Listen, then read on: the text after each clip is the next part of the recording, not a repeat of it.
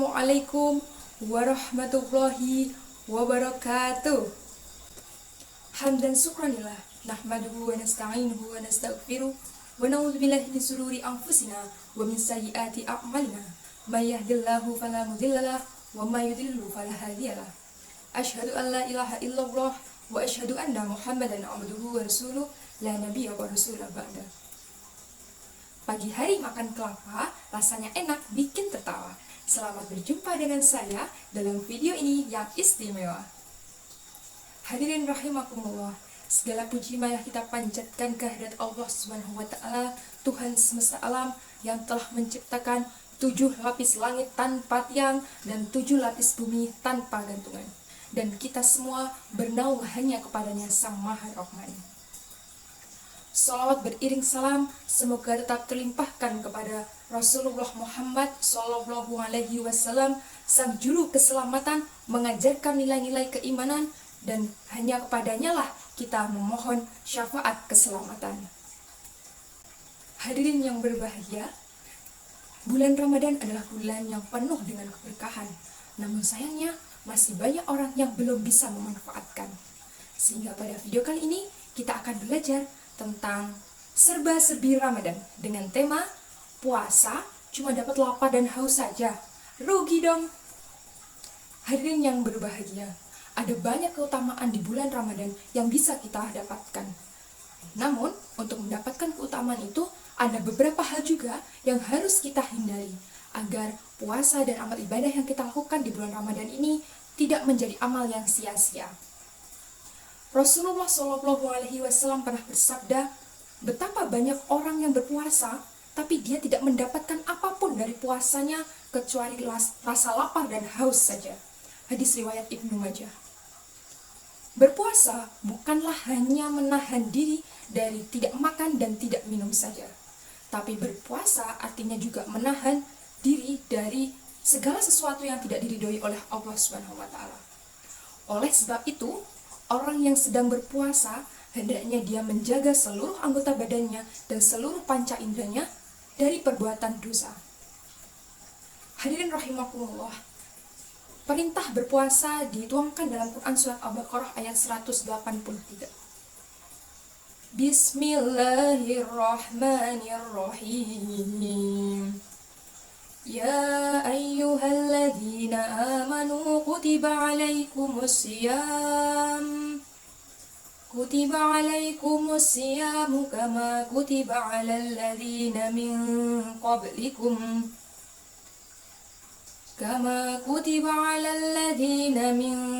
qablikum la'allakum tattaqun. Yang artinya, wahai orang-orang yang beriman, diwajibkan atas kamu berpuasa sebagaimana diwajibkan atas orang-orang sebelum kamu, agar kamu bertakwa. Nah, dalam ayat tadi jelas disebutkan bahwa sejatinya tujuan dari berpuasa adalah meningkatkan ketakwaan. Namun sayangnya, masih banyak orang ketika berpuasa itu hanya makan dan minum yang ditinggalkan, tapi maksiat masih tetap berjalan. Sholat malam didirikan, tapi dosa lisan masih dikerjakan. Sedekah digencarkan, namun juga masih ada yang tidak menjaga bobroknya lisan. Ada atau banyak? Na'udzubillah, semoga kita semua tidak termasuk dalam golongan yang demikian. Lalu, apa saja dosa lisan yang bisa merusak pahala puasa ini? Nah, ada beberapa dosa lisan yang bisa merusak pahala puasa kita sehingga puasa kita itu dikatakan sebagai amal yang sia-sia. Nah, di antara dosa tersebut adalah yang pertama, berkata keji dan mengumpat. Nabi Muhammad SAW bersabda, puasa adalah perisai, maka barang siapa yang berpuasa, hendaklah dia menjaga dirinya dari perkataan keji dan mengumpat. Jika seseorang mencela atau mengajaknya bertengkar, hendaklah dia mengatakan, aku sedang berpuasa. Nah, misal nih, kakak-kakak, ibu-ibu, nah sekarang kan zamannya lagi war takjil gitu ya, jadi lagi berebut takjil itu. Misal tiba-tiba ada ibu-ibu, Bu, saya yang dulu ya, saya lebih dulu, terus mau ngajak kita ribut. Nah, itu bagaimana respon kita? Apakah kita harus merespon dengan kembali emosi? Nah, tentunya tidak. Nah, kalau ada yang mengajak kita bertengkar seperti itu, sesuai hadis tadi, hendaklah kita mengatakan bahwa saya sedang berpuasa. Karena dengan kita mengatakan demikian dan kita mengingat bahwa kita sedang berpuasa, insya Allah kita akan terhindar dari mengatakan hal-hal yang keji yang mungkin bisa menyakiti perasaan orang lain. Dosa lisan berikutnya adalah berghibah. Nah, berghibah juga membuat amalan puasa menjadi sia-sia. Berghibah ini termasuk penyakit hati yang diwujudkan melalui lisan. Nah, kakak-kakak, ayunda-ayunda, ibu-ibu, masih adakah yang suka ghibah? Nah, mungkin masih banyak ya. Nah, apalagi kalau sudah dimulai dengan kata-kata, Bu, tahu nggak sih? Nah, kalau sudah kayak gitu, rasanya seperti asyik sekali ya. Tapi begitulah dosa ghibah. Terlihatnya asyik, menyenangkan, tetapi diam-diam menghanyutkan. Ia menghanyutkan kita kepada api neraka. Na'udzubillah. Padahal berghibah itu sejatinya adalah diibaratkan dengan memakan daging saudaranya sendiri. Seperti firman Allah dalam Quran Surat Al-Hujurat ayat 12 yang artinya, janganlah sebagian di antara kamu menggunjing sebagian yang lain. Tidakkah kamu merasa jijik memakan daging saudaranya yang telah mati? Maka bertakwalah kamu kepada Allah, sesungguhnya Allah Maha Penerima Taubat lagi Maha Penyayang. Nah, jadi itu ya, kita harus menghindari berghibah juga.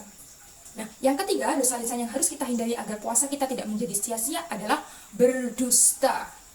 Berbohong atau berdusta secara tegas disebutkan oleh Rasulullah SAW sebagai penyebab puasa menjadi sia-sia. Bahkan Allah Subhanahu wa Ta'ala tuh sama sekali tidak membutuhkan puasanya orang-orang yang berdusta.